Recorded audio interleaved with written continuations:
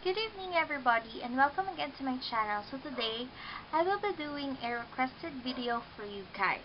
Syempre, one of my subscribers requested na gumawa ako ng tutorial on how I do my eyeliner. Thank you Sis Madel Sueno for requesting. Anyway, let's get started. And the things that I will be needing, optional naman to guys. And I wanna show you kung ano yung ginagamit ko sa aking eyeliner. Right now, I have my makeup. So, makikita nyo kulang na lang is yung eyeliner. And, few things na ginagamit ko na eyeliner. Recently is I am using this LOL smudge-proof, waterproof liquid eyeliner. And this is how it looks like. Ito siya. And, very pigmented yung color niya. So, ito siya. Color black. This is in black. Next one that I also have is this Nichido liquid eyeliner. Medyo nabura na lang din siya. And this is how it looks like. Ito naman, pag nagda-dry up na siya yan, medyo parang mahirap na siya i-apply. Unlike the LOL. So, they're just almost the same lang, diba? Ito yung LOL, ito naman yung Nichido. And then, I am also using this Sansen waterproof eyeliner pen. Pero ito, medyo mahirap to kasi, ayan o, kailangan siyang i-tap. Tapos, yun, ito naman siya, yung third one. And it is also in black. Tapos, meron din ako nung Revlon Color Stay Eyeliner, but this is in retractable. And, ito naman is waxy siya. Waxy yung finish niya. Ito siya. And then, the last thing that I have here is my favorite. Ito talagang favorite ko. This is the LA Girl Gel Liner in very black. So, it comes with a brush. Ito siya. So, i-swatch natin siya. Para makita nyo guys. See, this is what I like. Anyway, let's get started. Ang optional kasi no, like for the beginners na gustong ma-perfect yung eyeliner or whatever, you can use eyeliner pencils like this or yung eto, para lang ma-outline mo siya. But for me kasi, since college, naglalagay na ako ng eyeliner. So, it's not hard na lang na maglagay. Pero, hindi ko pa lang ma-perfect yung cat wing na tinatawag ba yun? Yung wing here. Yun, hindi ko na lang siya ma-perfect. But, I will just gonna show you how I did it. Alright? So, first, yun nga, open natin. And then, we're gonna use this one. This one is available sa SM. This is, I think, 249. Pero meron nabibili sa online shop.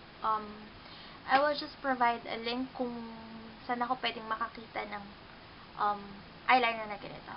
But anyway, let's get started. And, yeah.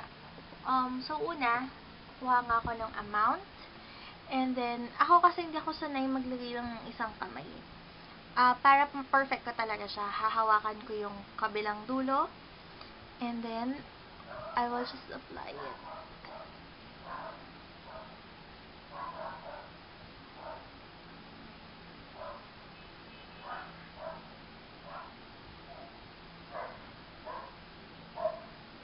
See? Kung hindi ka pa satisfied dun sa pagka-black nung yung eyeliner, you can add a little more.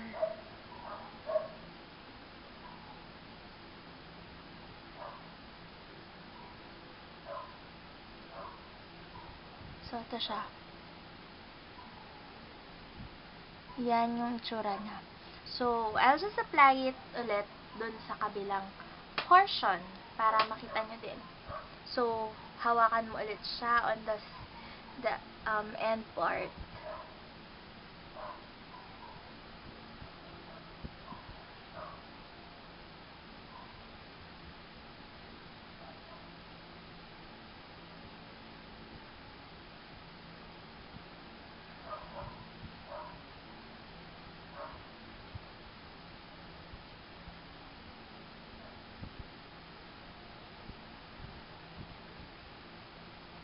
Yan. See?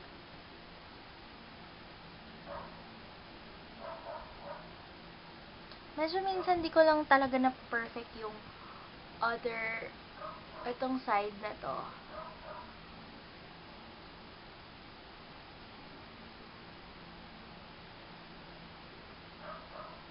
Yan. So, yeah. That's it. That's so easy. So, ngayon, kung halimbawa nahihirapan kayong mag-apply ng mga gel liner, first tip ko is aral lang, practice na practice. You can apply naman everyday eyeliner, basta hindi lang makapal, yung sakto lang siya. And for beginners, you can use this one. Very, very okay siya. Pero for me kasi, hindi kami nag-work nito eh. Parang mas nag-work kami ni LA Girl. Pero yun nga, maganda rin naman siya and very pigmented as I said before, ito siya. Tapos, kung gusto mo naman yung ayaw mo nang nag-open and everything, you can buy this Sansan. Okay din naman siya. Actually, ito yun o. Okay naman din siya. Yun nga lang, the problem is, kapag yung naganto siya, yung baliktad mo siya nilagay, tendency nito is mag-spill yung product inside. So, yun, careful na lang din. And actually, ito, pinaka-unang eyeliner na ginamit ko talaga is this Nichido. Very handy, very affordable. This is just 69 pesos ata. Before ha, hindi ko na alam kung magkano na siya ngayon. Pero yeah, ito yung ginagamit ko. So, that's it. I think I'm done on tutorial nitong aking eyeliner. Sis Madel, sana nakatulong ito sa'yo. So, yeah. Thank you for watching. If you like this video, hit the thumbs up button. And if you're not yet a subscriber, please subscribe and you'll enjoy more videos. And yeah, thanks for watching and see you in my next video. Goodbye!